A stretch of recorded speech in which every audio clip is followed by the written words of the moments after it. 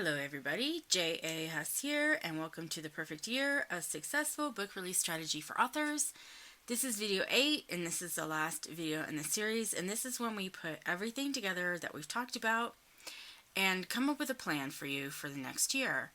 So we've already talked about all 6 of these components. We went through the cover reveal, the pre-order, the giveaways, the ARC list, the new release, and the discount. And if you'll notice, this is a cycle. So you're not going to just do this once during the year. To make this really work, you have to do it at least twice, and more than twice to make it work the best.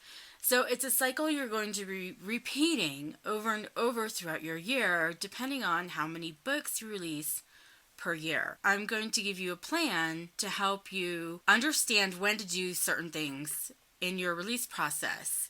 And the first thing that you have to know is how many books can you release in a year?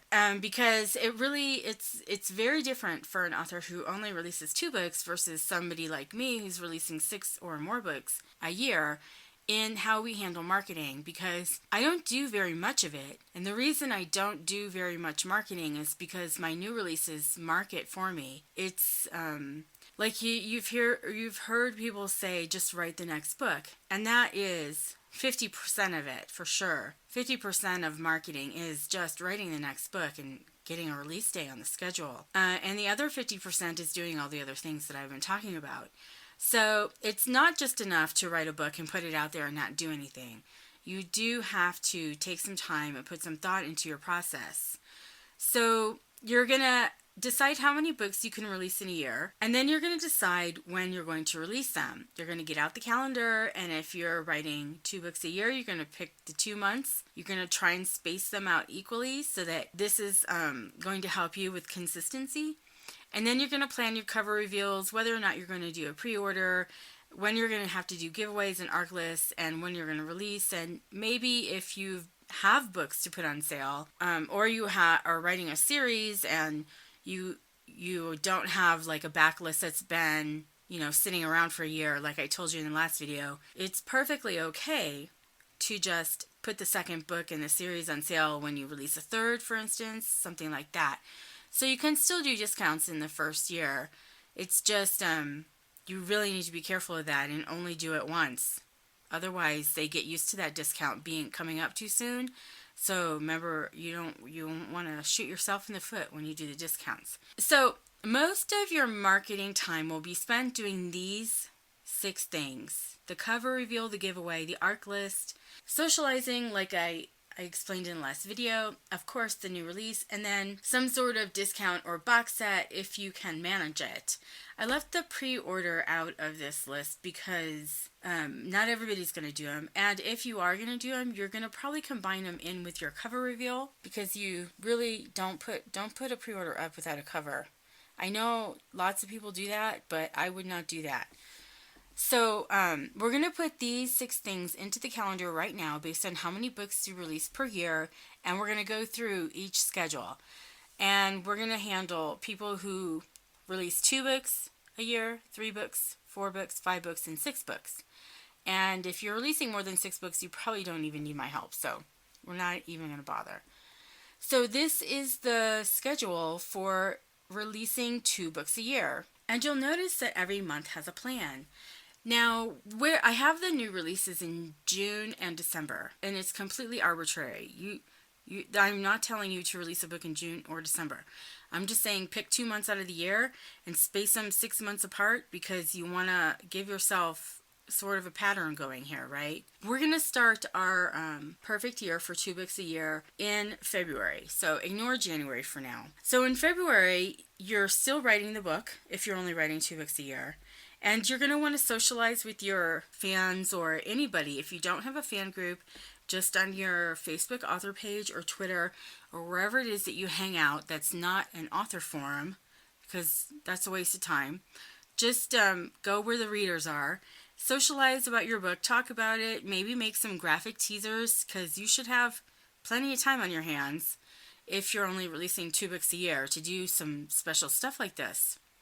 And you just want to give them a hint that this is coming, right? And then in March, you might want to plan a giveaway. something that, again, it's just there to get attention. This is not selling books. It's just forming a relationship with people who might be interested in reading your book, or maybe you have fans already and it's keeping that relationship going. If you're going to do a giveaway in this 2 books a year thing, you're going to have to make it count. Like, every one of these months that you do in 2 books a year is going to be more work than you would ever have to do for these particular things if you're releasing more books, more than 2 books a year. So if you're going to do a giveaway, and that's your whole month to keep people engaged with you or find new people who want to be friends with you, then make it big and make it fun. Then in April, you would start working on your ARC list. You're going to put feelers out there. You're going to say, hey, I'm releasing a book. I'm looking for some early readers. Would you like to be an early reader for me? This is what I'm looking for. So you get the list in the sign-up form and you cultivate it. Find the ones that you think are going to be a good match for your book. Now, if you're a new author, you don't really know who's going to be a good match for your book yet. But you make sure they know the genre. Make sure you're really clear about what genre this is. Make sure you know how to write that genre. And then when you can look at these people who are reading certain books when you get their Amazon profile and you see what kind of books they're reading and reviewing, you can say, yeah, my book fits right in with what this person likes to read. And then in May, you would want to do your cover reveal, unless, of course, you're doing a pre-order. I think it's kind of hard to do a pre-order unless you have some fans already. So I wouldn't do that for the first book unless you have some fans. So you do the cover reveal the month before the release, and you do a formal thing where you have a list of people who are sharing your cover on the same day. If you forgot what I told you about the cover reveal, you need to go back and listen to the video again, okay? Because it's really important. This is a major opportunity. I can't even stress it enough how major an opportunity the cover reveal is. And if you just throw it up there, sure, you're going to get some attention, but you're just missing out. So don't do that way. Don't do it that way. And then in June, of course, you have your new release, and you go and do all the new release stuff that we talked about in that video. If you have a book to discount, then you can put it up the next month, or maybe the month after, or any of those months, July, August, or September, totally interchangeable for 2 books a year. So you can do any of those months if you have a book to put on sale. And then it just starts all over again because, like I said, this is a cycle. So you would do the discount, socialize for a month, do a big giveaway, do your ARC list, do your cover reveal, and do your new release. And it's a cycle. It's a pattern. You're going to be doing it over and over and over again. Okay, so that's 2 books a year. If you're releasing 3 books a year, things get monumentally easier immediately because now you have 3 months out of the year taken care of with a new release. You have 3 months out of the year taken up with a cover reveal, and you can generate enough excitement with an ARC list sign up, I think, that you can also take 3 months out of the year. So basically you're only left with 3 months out of the year instead of 10, 10 in the last one. There's only really 3 months that you have to fill up that people aren't getting excited because every 4 months is not a bad schedule. If you can do every 4 months, I think that's much better than every 6 months. But in those months that you have no cover reveal or release or ARC list sign up going on, you can choose to do a discount or a giveaway or both. So you can see immediately that you automatically have more options when you're doing 3 books a year instead of 2, because most of this, let's call it business work that you're doing for your new release takes up a lot of time, okay? And you're not going to have much empty space in between your books where you're just sitting idle going, man, I'm just dropping off the scene and nobody's paying any attention to me, you know what I mean? So you just want to keep the momentum going with these months in between the new release and the next ARC list. So if you're releasing 4 books a year, things are even better for you because you are so busy now. The giveaways and the discounts are optional, right? Let's just say you're releasing in February, May, August, and November. Then that's 4 months out of the year where you're automatically going to have attention. Plus you have 4 cover reveals and 4 ARC list signups. So that's like every month has something big, in quotes, going on in it. And so you don't have to fill in too much time socializing and giving giveaways and putting your books on sale or anything like that.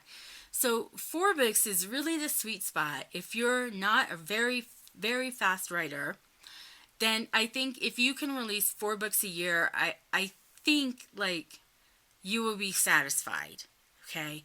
Because it's just so much better than 2 or 3. I don't even, like, it's so many things to list. And it's all got to do with how busy you are.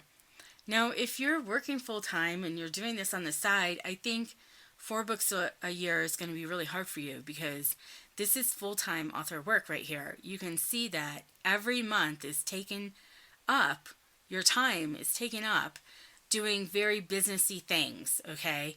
It's not a bunch of sitting around making teasers and socializing. In fact, once you get to like 4 books a year, you're going to be hard pressed to find time to do some of this stuff. So you're going to be working very hard. Now, if you get to 5 books a year, I think you'll see a great big jump in your income, but also in how much time you're putting into this job, because it's just crazy. And you can see that a lot of things have kind of fallen away or lost importance by the time you get to 5 books a year, because you barely have time to think about your cover reveal and your ARC list, and discounts are the last thing on your mind. And so you're just squeezing them in when you can do them between releasing books, because you're almost releasing every 2 months. Now, the one thing I do want you to notice is that because it's not 6 books a year, it's 5, and there are 12 months in the year, you can't do really an every 2 month. So you kind of have to find a month. You're going to go a couple of months without a release, and you're going to notice that in your sales. So one thing I like to do when I know I'm going to go longer than I usually do between releases is I like to straddle the end of the month with the beginning of the month and have a pre-order for the book and have it released at like this one is talking, the example I'm showing you here is in May and June, where I have the box, and that's where I'm straddling months. So I would release the book at the end of May with a pre-order, and then all the new release sales will carry into June. So I'll have 2 good months, 2, fairly good months instead of 1 giant great month, which I like better because, I'm obsessed with like this making a certain number every month, and I like the stability. And so that's just something I do to make sure that each month I'm getting paid something that makes me happy. So if you're going to do discounts, you should do them in between releases, which makes it no-brainer, right? But you don't have to do, 3 or 4 discounts a year if your sales are fine. Remember, I told you, if you are doing okay, then just let it ride. And you can always use them next year. There's always going to be a slow time in your future where you can be like, I need to put in for a book club right now because next month is probably not going to be good. I might not hit the number, So if you don't need to do them, don't do them. But you're still going to have to do your cover reveal and your ARC list. So, for instance, in February, because you're releasing in March, you're going to have to get that all ready just in 1 month instead of spreading it out over several months like the other plans I was showing you. And the same thing in April. So you don't have to do a big giveaway and, make a big deal about it. Like the person who's releasing 2 books a year really, really does have to make a big deal about that if they want to remain relevant and not have their sales just fall. So you don't really have to pay that much attention if you're releasing 5 books a year. And the one thing I did put on here as well is a box set or novella, and it's down in November. And again, you can do it in any month you want. I just like to try and avoid releasing at the end of the year because traditional publishers really own those 2 months, and it's not easy to compete with them because they have so many more resources.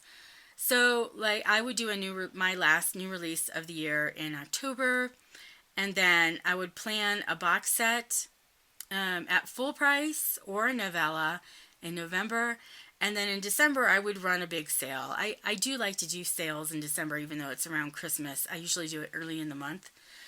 And then again, December, you're already getting ready for your January release, so you're not going to have a whole lot of time to think about this. And hopefully your new releases are making enough money that you can get through each one of these months in between. Of course, you have to write pretty fast to do 5 books a year. But I think you'll find that once you get into the groove and if you can manage this, I think you'll see that 5 books a year is even a lot better than 4. Okay, so the last one we're going to talk about is 6 books a year. I usually do 6 or more books a year, and this is how I do it. And this is why my graphs, when I show you my sales, are so steady. It's because I'm releasing every other month. Every other month is really the sweet spot. I think, I know people who release every month, and I think that's a little bit too much. I think there is a point where people can get tired of you. But I find that 2 months in between books, my fans really don't get tired. And if I'm going to release more than 6 books a year, a lot of times I'll try and write outside of a genre that appeals to most of my fans. Kind of a quote specialty book, if you will. So you can see that the people who are releasing 6 books a year are releasing every other month. And in between, of course, they have to do their cover reveal and their arc list for every month in between. And if you wanted to run all these discounts and giveaways, you could. But again, like the 5 books a year, you're going to be so busy writing and doing all the other business stuff that you have to get done, like getting your arc list out and everything. You might just say, screw it, I think my sales are fine and I'm not going to run any sales or box anything up or anything. And that's perfectly fine. You don't have to do that at all. In fact, it's better if you don't have to do that at all because, again, save those things up for when you slow down. Like perhaps next year, your January book just doesn't sell. Like that happens, guys. It's definitely going to happen to you where you don't have a release that it's not going to go the way you thought. And you're going to make a lot less than you thought. And you're going to be panicked for the next month because you know those new release sales are not going to carry you through to the next release. And that's when you hustle, put in for that book bub for the next month and keep that shit going, okay? You always have to be thinking about the slow times. So if you're in a good time, don't waste your book bubs in your sales and all that in the box sets during the good time. You know, you don't have to. Save it up for when you need it. Also, going the extra mile, because people who go the extra mile really, I think, see the extra result, right? So if you have a street team, you can, get them involved by running contests and being friendly with them. And if you're going to have a street team and actually call it a street team that, people that are very close to you and help you in your career, I think it should be fairly small. If you have 100 people on your street team, I don't think that's a street team. I think that's like an ARC team, which is fine. Like I have both. I have a street team and an ARC team, and they're for both very different things. So you can get that going with a street team and make sure you socialize on your pages and all your social stuff. So visit Twitter once a day. You don't have to be on there all day. Just tweet something once a day. It's going to take you 5 minutes. And the same thing with your author page. And if you have a fan group, go in there and say hi to everybody every day and post something interesting for them to look at. You can also run contests, not just giveaways, but contests. Like I told you in the last video that when we were looking for new street team members, we ran a contest. And they had to make a video if they wanted to be on the street team. And I tell you what, we didn't add too many people, but the people that we added were really great. And they made really great videos. And so that was a really fun contest. Also, the box sets. So if you have a series, definitely make sure you find a place to put that in the schedule eventually. Like, don't let it sit forever because I think that's still money on the table.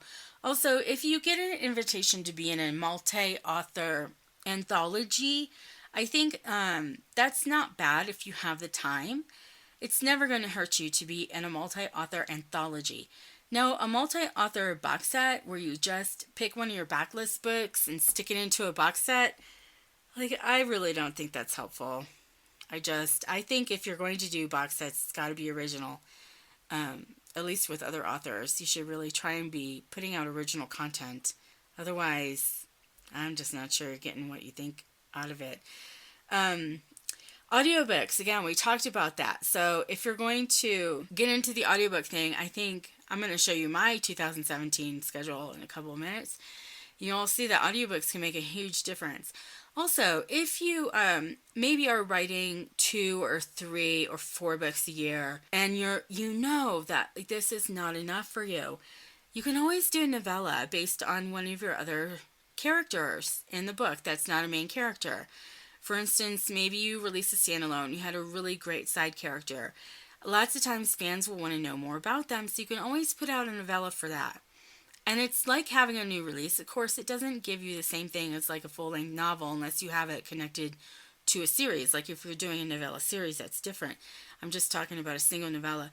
So you can always try and stick a novella in there if you're desperate for more new releases and you really don't think you can finish another book for the year. Also, again, if you're going to do pre-orders, you're going to have to change that schedule around because you don't want to put your pre-order up without a cover.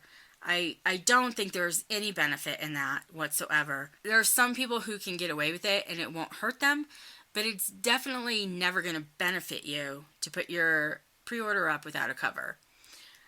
Also, like as I said earlier, it's perfectly fine to have a discount early.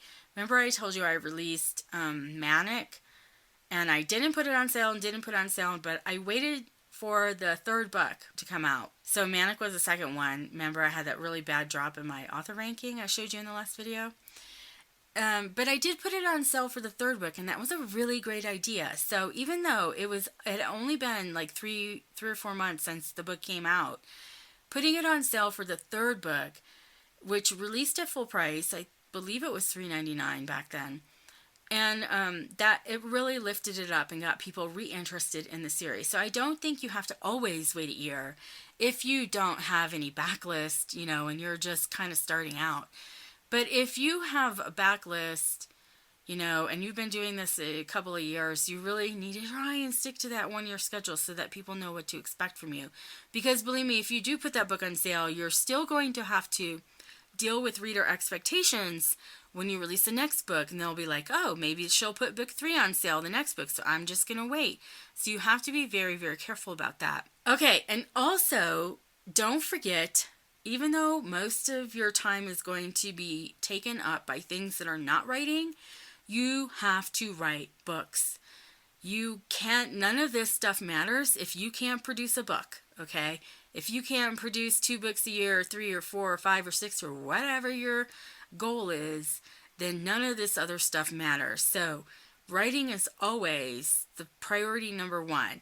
So if you have a choice of writing 1,000 words today or getting together your ARC list, you're going to write 1,000 words. If you have a choice of, this is my choice all the time, I have about 50 books sitting on my desk right now that need to be signed that people want in giveaways for taking turns. And I just finished a book 2 days ago, I think, Wednesday. And so they've been sitting there for about 2 weeks now, and I have not signed them yet. So my daughter can't pack them up. But you know what? I do not give a fuck about those books because my number 1 priority is writing the next book, which I finished on Wednesday. And then I just decided I needed a couple days off and I didn't want to sign them. So they're still sitting there, but they'll go out next week. And you know what? Low priority for me. Mail, giveaway mail, low priority. And I always tell people too, when they win, it's going to be a long time because this giveaway is not a high priority for me. Writing always comes first. So I don't let myself do any of this fun marketing stuff. And I know some of you are probably laughing, saying it's fun, but I do like it. Like I don't let myself make graphic teasers until the book is done. So now that my book is done, I can start thinking about release week. And I only have a couple of days to do that. So this is how I prioritize my duties, right? Cover reveal, if you're getting up on it, and you have to make a media kit, that's kind of a high priority. But, if running a spare giveaway for your fans, that's low priority. So you have to know what is most important so that you can keep writing. Because writing is the only thing that really matters. If you don't have a book to put out, you got nothing. So, if you manage to break out, or even if you don't actually, if you're releasing a lot of books in a year, it doesn't matter how much you're selling. Your time is automatically more important than anything else, because writing takes a lot of time. And I'm pretty fast, and it takes up all my day, just everything revolves around getting the work out. But if you'll want to do less marketing the more that you write. And the good thing is that the way the schedule works is the new release is what's working for you, and you won't have to do as much marketing if you're scheduling it right, and you can still have a stable income. People writing 2 books a year have to do a lot more marketing than people writing 4. And if you're writing 5 or more, you won't have time for almost any of this stuff. It's going to be an afterthought. But if you're fast and new and you don't have fans, then you're going to have to expect to do all of it at the same time, because you need to build a fan base. The whole point of releasing often is to make fans happy, and they want to continue on your journey that you're taking them on with these characters and this world. So if you're new and you don't have fans, the number 2 priority to writing is to find your fans, and that's by socializing on Facebook and everything. So yes, it's a lot of work, and I warned you at the beginning that if you didn't want to work hard, this wasn't the plan for you, because believe me, you will be working very hard. So you have to decide, now that you've seen how to structure your year, if you want to be balls to the wall writer or slow and steady writer. And it doesn't matter which one you choose. You just have to be happy with it. So if you decide to do balls to the wall, and 2 months from now you're like missing deadlines, and you lost your pre-orders, and you're crying at night because you can't write, like, you picked the wrong choice, okay? Because if you're not happy, you picked the wrong choice. Now the same thing goes with the slow and steady. If you decide to do 2 books a year, you can't be angry or upset if you're not making the same amount of money every month, because you're not going to. You have to write at least 4, I think, to try and get that stable income. So you have to be okay with that, and you can't get depressed when your sales start dropping in month 3 and you have 2 months to go before your next release. You just have to live with it, and you can't be upset about it. And if you can't not be upset about it, then you need to find a way to write 3 books a year instead of 2. Same thing if you're writing 6 books a year and you're going crazy, you probably need to dial it back a little bit, because you're not handling it well and you're going to drive yourself nuts. So you have to keep that into consideration. Any of these options are fine, and you can make them work if you have a good plan. But you have to be happy, and you have to live with your decision and be okay with it. So this is me, 6 books a year, and this is what I have done since 2013. I didn't put 2012 on here because I didn't have room, and I only released 3 books, the first 3 books of my Junko series. But 2013, I released 5 books and 2 novellas. And in 2014, I released 4 books and 8 novellas. But the Follow, Like, Block, Status, Profile, Home, that's a social media series. Those 6 novellas probably add up to almost 3 full-length books, because they were really long novellas. Now, I didn't do a lot of novellas in 2015. I only did one, and it was Happily Ever After, and that was to just revisit the Rick and Morty series to see where everybody was. I think it was 15 years in the future, and it was just a little present to the fans, that's all. And then 2016, I didn't do any novellas. But I don't think novellas are dead. I think they still serve a purpose. So, like I said, if you're writing 2 or 3 books a year and you're like, this is not going to work, then just try and maybe get a novella out. If you have one worth writing, like, don't make up something stupid, because that would be dumb. It's not worth your time to write stupid shit. Okay? Now, this is me in 2017, and I have 8 books releasing this year. However, I wrote Taking Turns in December 2016, so I didn't write that book this year. I wrote it in December. So I was already writing Anarchy Missing, as Taking Turns was releasing. So I did run a discount in February for the book 18. That's the month we're in now. And I will run another one in December. And I probably will box something up at the end of the year. I don't know what. It might be that Anarchy series. It could be the Mr. series. if my publisher gets the audiobook ready for the company books, it could be that one. So I have 3 options to go with at the end of the year. And I'm working on 2 series this year. The Turning series, so that's Taking Turns and Turning Back, and then number 3, I haven't released a title yet. And the Anarchy series, which I started in 2015, and it's a super villain romance series, and I'm finishing up this year. The reason I waited till this year to release more books, number 1, I just didn't have time last year, because the Anarchy books are not what I would call, it's a weird genre, right? It's super villain romance, so not everybody's reading that. So I know these aren't going to be big releases for me. So I made a decision last year to stick these books in between my Turning books, right? So Missing comes between Taking Turns and Turning Back, and then Chained comes between Turning Back and Turning number 3, and then X Society, which is the 4th book in the Anarchy series, is going to release between the Turning number 3 and a book that all my fans have been waiting for called 5. So I set this up very, very deliberately so that I can finish this Anarchy project, the supervillain romance, which is a personal project. It's not a moneymaker at all. It's just something I wanted to write. But I did it smart because I wanted to release in between my big books, and that's exactly how I set it up. So I'm going to have a great year no matter what. It doesn't matter what Anarchy sells. I already took care of all my whole year with my 4 big books. And then at the end of the year, I'm going to release a novella for the Mr. series that, just finished.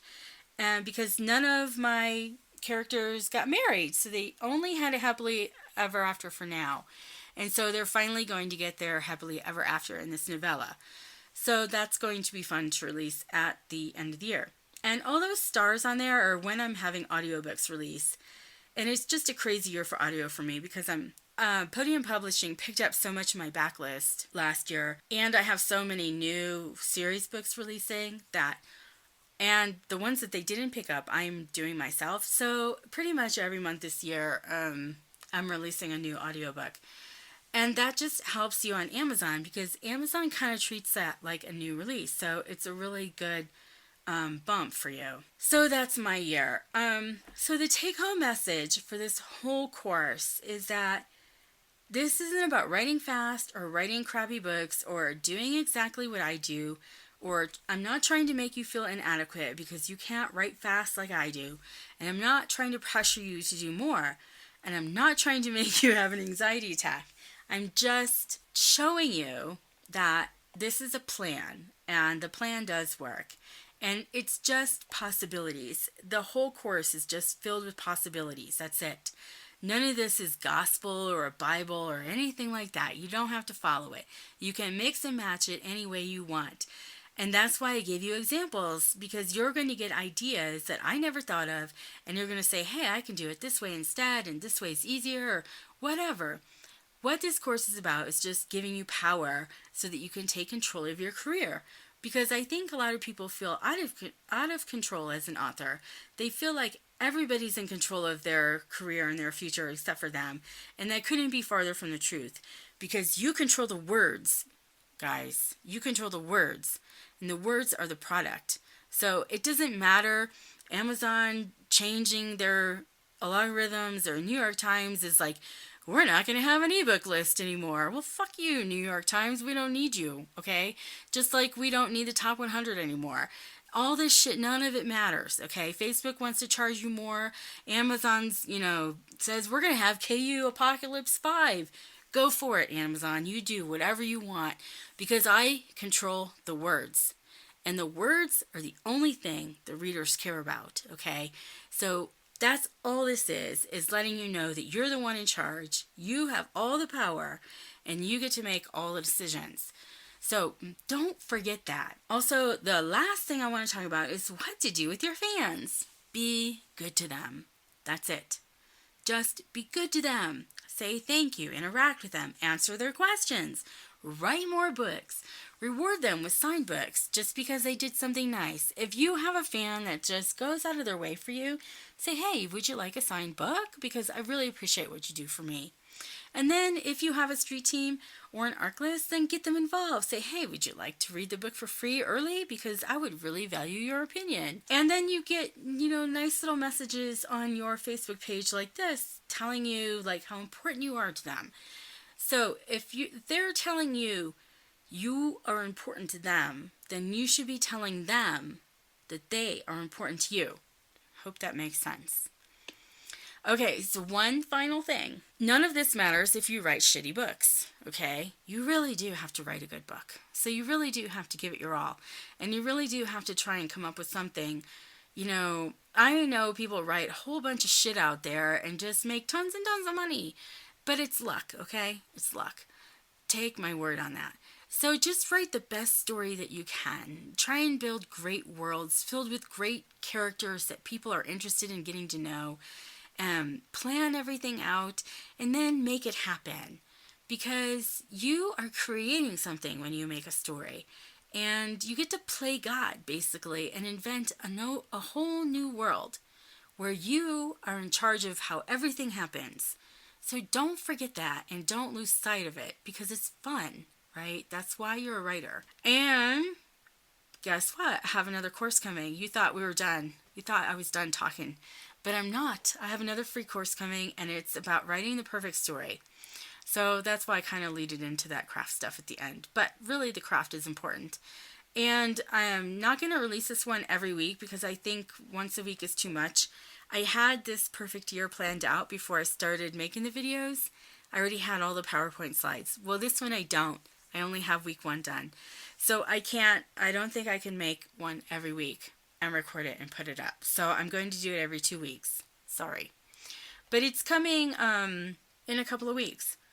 Next week, Anarchy Missing will release, and then the week after that I'll release the first video for the perfect story. And it's just one way, one person's perspective on how to write the perfect story, and that's my perspective. Okay, so if you're interested in my perspective, you can follow the blog below, and I'll, of course, you just fill out that little form there. It says send me an email when you post again, and I'll make sure you'll get it. And come back and see me in a couple of weeks, and we'll chat about stories. Thanks for coming by. I hope you guys got something out of this, and I hope one of these schedules will help you plan your perfect year. And if you have any questions or want to leave a comment, please feel free. And I usually answer all of them, so I don't see them right away, but I do answer them if I see them. So thanks for stopping by for the series, and have a great perfect year, you guys. Later.